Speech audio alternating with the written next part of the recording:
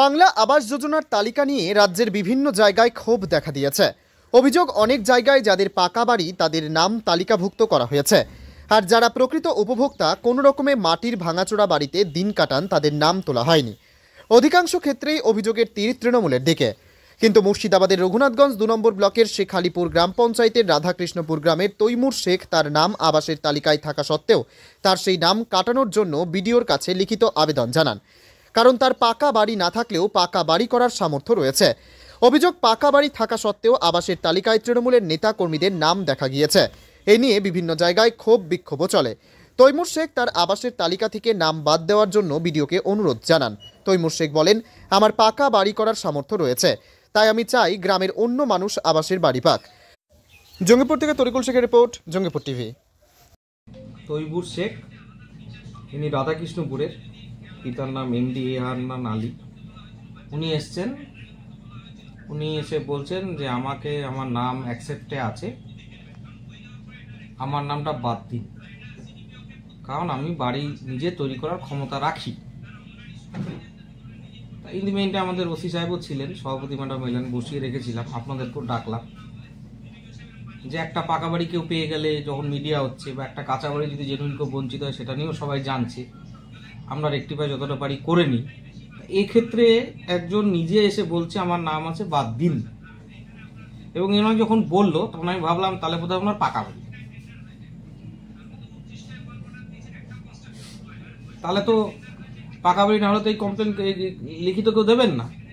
আমি তখন ওনাকে বসিয়ে ওনার কি ছবি আছে সেটা বার করতে বলি। ছবিটা বার করে দেখা যায়, আপনারাও দেখতে পারবেন, উনি এখানে বসে আছেন, ওনার বাড়ির ছবিটা দেখুন, কি আছে, টিনের বাড়ি, কাঁচা বাড়ির মতোই, তাই তো? কাঁচা বাড়ি ওনার ছবি, এই উনি বসে আছেন। তাহলে আপনার তো কাঁচা বাড়ি, আপনি তো পাবেন, তাহলে আপনি কেন নেবেন না? রাজ্য সরকার যখন দিচ্ছে আপনি কেন নেবেন না? উনি বললেন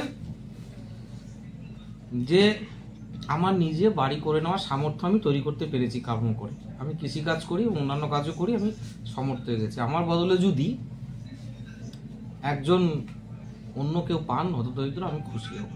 তা ওনার এই প্রয়াসের জন্য আমি ওনাকে সত্যি ধন্যবাদ জানাই, সেলুটও জানাই। এবং আমাদের ওসি সাহেবও এসছেন, আমাদের সভাপতি ম্যাডামও আছে। এই জন্যই আপনাদের ডাকা, আপনারা যাতে এই খবরটা একটু সমাজে ছড়ান যে এখনো সেই লোক বেঁচে আছে বা আছেন যারা আমাদের সমাজটাকে ভালো রেখেছেন। তাই আমাদের তরফ থেকে আমি সভাপতি ম্যাডাম, ওসি সাহেব, ওনাকে ছোট্ট বিশেষ কিছু আয়োজন করতে পারিনি, ছোট্ট কিছু মোমেন্টও হাতে তুলে দেবো, শুভেচ্ছা বার্তা ওনার এই সাধু উদ্যোগের জন্য। এবং এটা উনি গ্রহণ করে আমাদের কৃতার্থ করবেন, এই বিশ্বাস আমাদের আছে। সাহেব, যেখানে আবাস নিয়ে আমরা একাধিক বোঝা যাচ্ছে তার যে কত সম্মান বোধ, যে আমি নিজে বাড়ি করতে যখন পারবো আমি আর্থিক সহায়তা নেব না। কত সালে তিনি এটা আবেদন করেছিলেন? এটা আবেদন তো উনি করেনি, নাম ছিল ওনার, যখন প্রিভিয়াস লিস্ট হয় 2018 তখন থেকেই নাম। 2018 থেকে? হ্যাঁ, এবার নামটা এবার সার্ভেতে দেখুন এখনো স্পষ্ট, ওনার বাড়ি এখনো কাঁচা। কিন্তু উনি এতদিনে নিজের সেই সামর্থ্যটা পেয়েছেন যে আমি বাড়ি করে নিতে পারবো, শীঘ্রই কাজ করব, তাই আমি আর্থিক সাহায্যটা নেব না। আর কোনো কারণ নেই, কোনো রকম প্রেশার বা কোনোরূপ যে রাজ্য সরকার দিচ্ছে কোনো তার প্রতি বিতৃষ্ণা, সেরকম কোনো ব্যাপার নেই। শুধুমাত্র আমি নিজে স্বাবলম্বী হয়ে গেছি, পায়ে দাঁড়াতে পেরেছি, জন্য নেব না। আমরা একটা ছোট্ট একটু তুলে দেবো। সরি, আমার ব্লকের একটা জিপি হচ্ছে শেখালিপুর, সেখান থেকে এই যে ঘটনাটা, এটা আজকের সমাজ ব্যবস্থায় মানে আবাস নিয়ে যে হইচই, দুর্নীতি এবং সুনীতি সবটাই চলছে, আপনারা অবগত আছেন।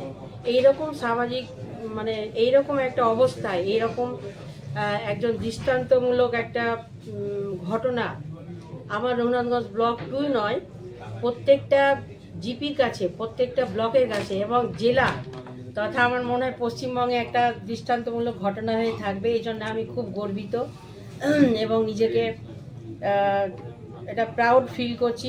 ভেতর থেকে একটা উৎসাহ মানে আসছে যে না, আজকে মানে এই সব ভেজালের দুনিয়াতে এরকম মানুষ বেরোয়। অবশ্যই আছে, ছড়িয়ে ছিটিয়ে আছে, আমরা হয়তো তাদেরকে খুঁজে পাই না, কিন্তু তার জ্বলন্ত প্রমাণ আজকে আমাদের বিডিও সাহেবের ঘরে আমরা সকলে বসে আছি এবং আপনারা সকলে দেখলেন। এবং এই ঘটনা থেকে আপনারা মানে আমরা আশা রাখবো প্রত্যেকে এই ঘটনা থেকে সবাই অনুপ্রাণিত হোক। এবং আমি ভদ্রলোকের সুস্বাস্থ্য এবং ওনার এই সুন্দর মতের দীর্ঘায়ু মানে আয়ু কামনা করছি এবং ওনার এই ভাবনাটা চারিদিকে বিকশিত হোক, ছড়িয়ে যাক। প্রথম বাড়ির সার্ভে হয় তখন থেকেই আমার বাড়িটা যেরকম ছিল এখনও সেরকমই আছে, কিন্তু এখন আমি কাজ কাম করে আমার নিজের বাড়ি তৈরি করার সামর্থ্য হয়েছে। তা আমি বাড়িটা ফেরত দিতে চাই, যে এর পরিবর্তে কোনো দুস্থ আর একটা পরিবার যদি পাই তো উপকৃত হবে। তাছাড়া আমার কোনো উদ্দেশ্য নেই।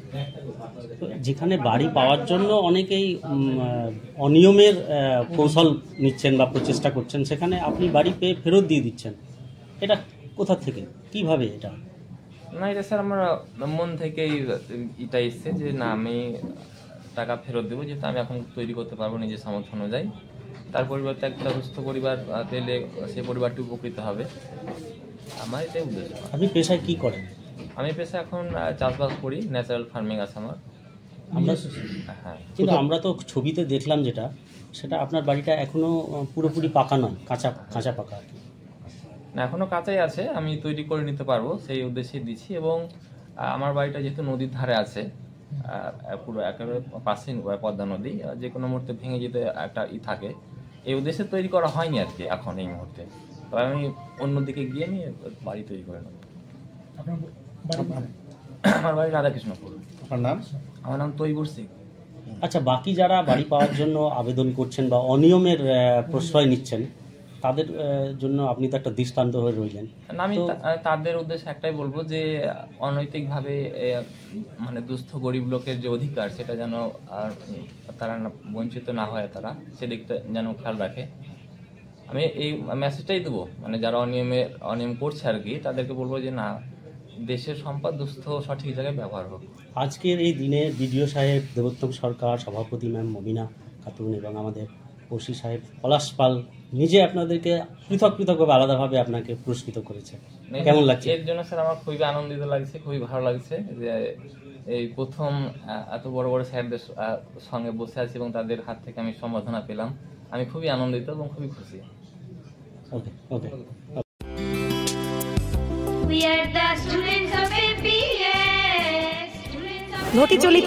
ঘটি চলিতেছে Shivam education and social welfare ট্রাস্টের পরিচালিত অরঙ্গবাদ পাবলিক স্কুল।